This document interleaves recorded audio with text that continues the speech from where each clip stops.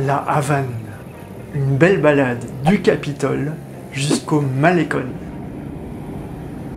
Le taxi de l'aéroport jusqu'à La Havane, c'est 25 coups. Alors fais gaffe de pas te faire arnaquer. Il y a deux monnaies à Cuba, une pour les touristes et une pour les Cubains. Pendant mon séjour, moi j'ai réservé deux hébergements. Un Airbnb dans le centre juste à côté du Capitole et une casa particular dans la vieille ville.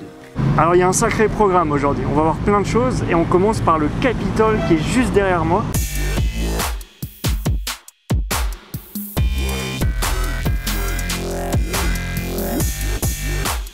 Alors ce Capitole il fait quand même 60 mètres de haut, il est fait totalement en marbre. La coupole a été inspirée par le Panthéon de Paris.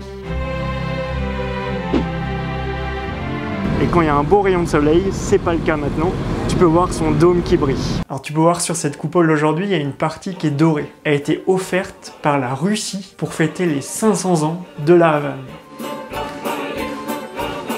C'est l'édifice le plus visité dans la capitale. On y grimpe les 56 marches.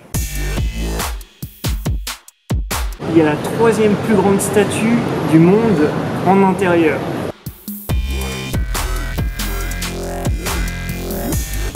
À côté du Capitole, il y a une des plus anciennes fabriques de cigares. Évidemment, tu peux acheter des cigares à la sortie. Au moins, tu es sûr que ce sont des vrais cigares, parce qu'à La Havane, il y a plein de rabatteurs qui essayent de te vendre des cigares de qualité médiocre. Il y a aussi le quartier chinois.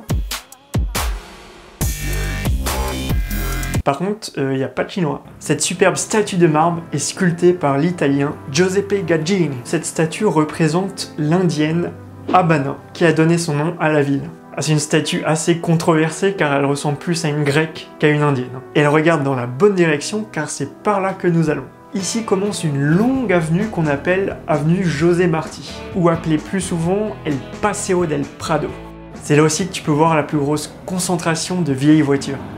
Alors ça c'est vraiment la Havane, derrière moi il y a le magnifique Capitole.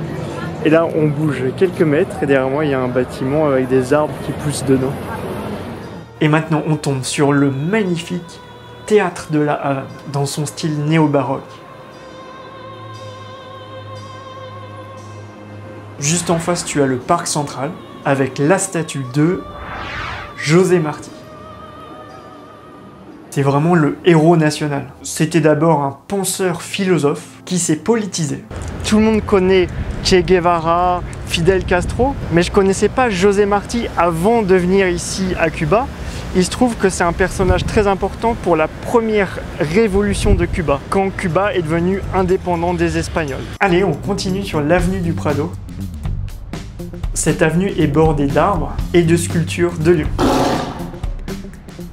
Cette avenue a été construite en 1925 par un architecte français du nom de Forestier. C'est lui également qui a fait les jardins juste devant le Capitole.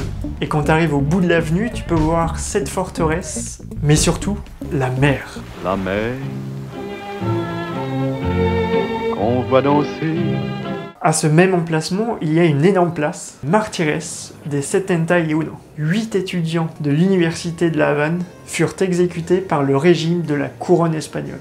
Ce monument en leur hommage. Derrière moi, c'est une énorme statue, c'est la statue de Máximo Gómez. Il a débarqué sur l'île en 1895 pour combattre les Espagnols. Allez, ensuite on fait un petit crochet sur la place du 13 mars. Juste en face, tu peux voir l'ancien palais présidentiel qui a été pris par les forces révolutionnaires le 13 mars 1957. Et ce palais est devenu aujourd'hui le musée de la Révolution. Et au milieu de la place, il y a une statue de José Martí. C'est une réplique de la même statue située à Central Park à New York. L'idée maintenant, c'est d'aller marcher au bord du Malecón. C'est une promenade de 8 km, idéale pour se poser avec une bière, ou plusieurs, et admirer le coucher de soleil.